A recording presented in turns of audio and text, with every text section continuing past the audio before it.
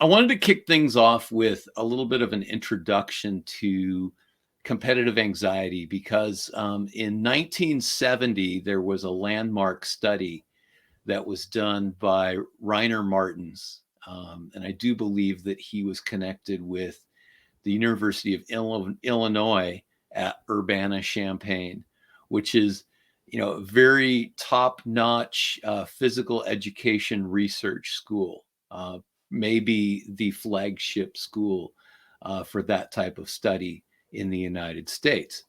So, in that study, he broke down for the first time uh, that there's a difference between your cognitive anxiety and your somatic anxiety.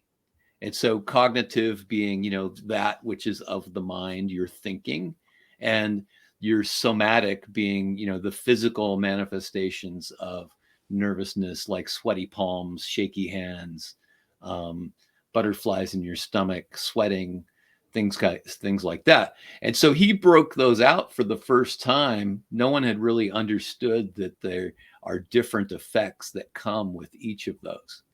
And part of what made me very interested in studying all of that was that I had been choking a lot of matches. I'd be, been ahead in matches and found a way to lose, or, was coming from behind and was on the cusp of being able to take a lead. And then, again, I would choke and feel these really intense feelings of nervousness that would impede my performance. So I became very interested in it for myself. And then as a result of that, having studied this and learned how to teach it, it's been very helpful for my students. Cognitive versus somatic. Do they ever, I guess, overlap and affect each other? Yes, and that's what makes it tricky. That's a great question because that's what makes it tricky and made it hard for people to separate the two.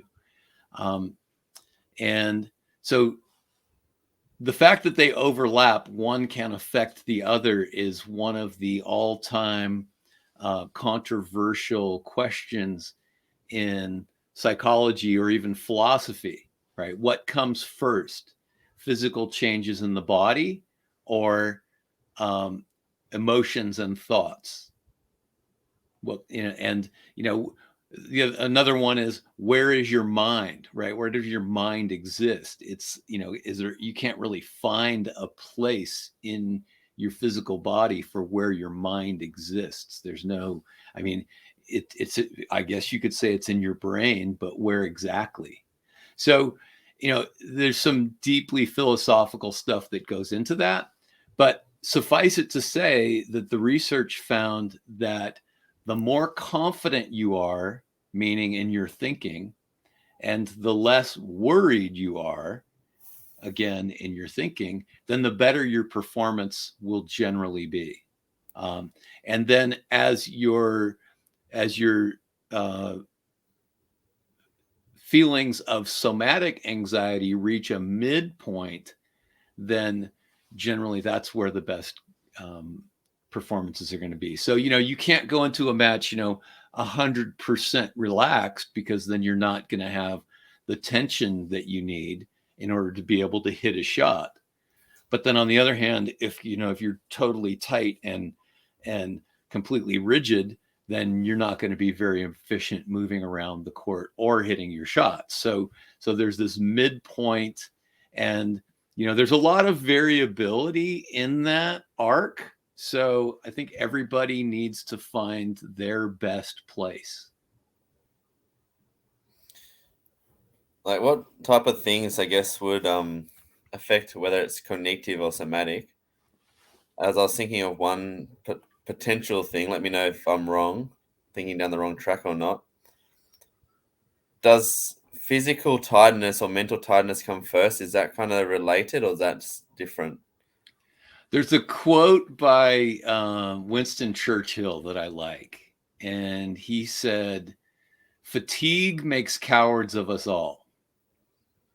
And I think there's a lot of wisdom in that. So this is, I think it's a great question because it also underlines the connectedness between the two. So yes, of course, they interact. Um, One thing that I do with my athletes is as we're conditioning, I tell them that, once we get done with this, one of the benefits of being very well conditioned to play is that you can foster feelings of that you deserve to win.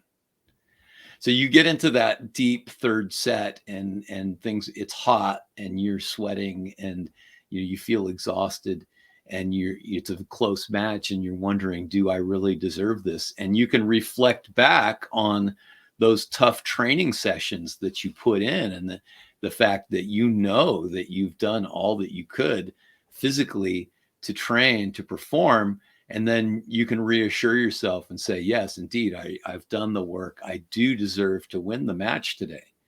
And then I also sell it with my players this way, is that there might be a team or there might be players out there that work an equal amount as us or who work as intelligently as we do, but there won't be a group or people who are more intelligent.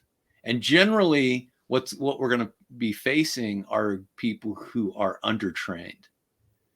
So you'll know that if you're feeling bad on the day because you're tired or exhausted, then the other player is feeling just as bad and maybe worse. So that can empower you to really power through and continue on until the end, until they finally drop. Yeah, because in the end, like tennis is like a combat sport, so a lot of what the opponents are feeling affects you in the end result. Mm-hmm. Yes. Yes, I guess that's good. compared to swimming, like you just gotta pull out your best performance, and if you feel bad, that will affect you only. Right. But, yeah, the mental aspects of a sort of a pure performance sport, I think are very different, especially in like Yeah, a racing in a sprint. Um, all of the mentality of the race is done before the race. And so, it's just a matter of whether somebody can psych you out at the beginning of the race or whether you how much self-belief do you have or whatnot.